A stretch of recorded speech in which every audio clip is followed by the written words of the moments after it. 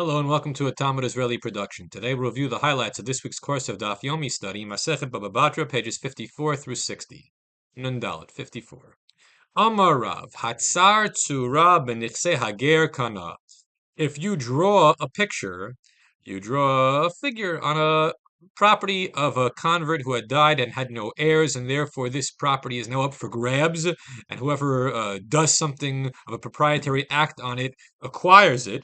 So the simple act of drawing a picture on this property alone will suffice to acquire it. De Rav lo kani leginta de be Rav ela betzurta, because the story goes that Rav acquired the garden of the house of Rav, meaning it was a garden that was next to his yeshiva, next to his academy.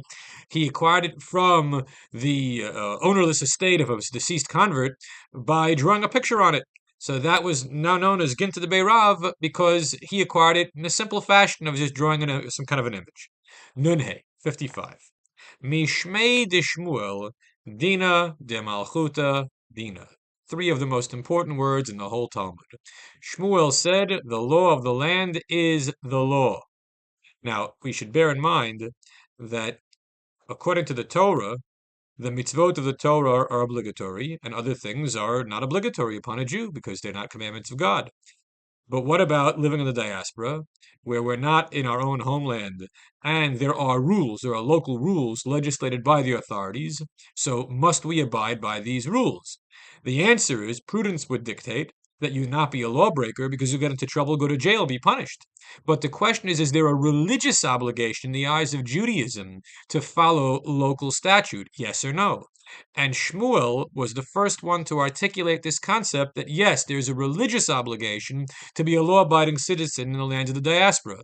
Now, Shmuel, remember, was a Babylonian Jew, and it's not surprising that he, who was trying to cultivate good relationships with the Persian authorities, did say this concept. And he was in good favor with the governing authorities precisely because he articulated this concept. That what happens if the law of the land is discriminatory against Jews? Must it still be adhered to? The answer is a dispute among the later authorities, among the Achronim, with some Achronim suggesting that any law which is inherently discriminatory against Jews on its surface need not be adhered to, and Din Malchut Adina only applies to fair laws where Jews are treated equally with the rest of the citizenry. Nun Vav, 56. Amar Rav Yehuda, Echad Amar Achla Chitim, Echad Amar Achla Sorim, Harezu Chazaka. If someone is trying to prove that they have a chazaka on a parcel of land, and they have two witnesses to verify that they've been using this parcel for consistently for 3 years, well, what happens if one of them says the guy was eating chita, wheat, and the other one says he was eating seorim, barley? Are those testimonies contradictory and therefore negate the validity of the chazaka? And the answer is no, the testimony is kosher. Why? Because people don't typically distinguish between wheat and barley. They just know the guy was eating the grain of the field. Nun Zayin, 57. Residents of a common courtyard are able to prevent the other resident from engaging in whatever activity, some disruptive activity in the common courtyard, and there needs to be a popular consent that these are the kinds of activities that we're going to do here, and this is the kind of activity which we're not going to do here, and I'm going to prevent you from doing so. That's all fine, except for kfisa, laundry. Why must laundry be permitted even against the wishes of the other members of the courtyard? Because the daughters of Israel are not in the habit of embarrassing themselves by exposing themselves at the riverbank doing the laundry in a public setting. Rather, they want to do the laundry in the privacy of the courtyard, and you can't prevent them from doing so. 58. The bed of a Torah scholar. The question is, what's underneath it?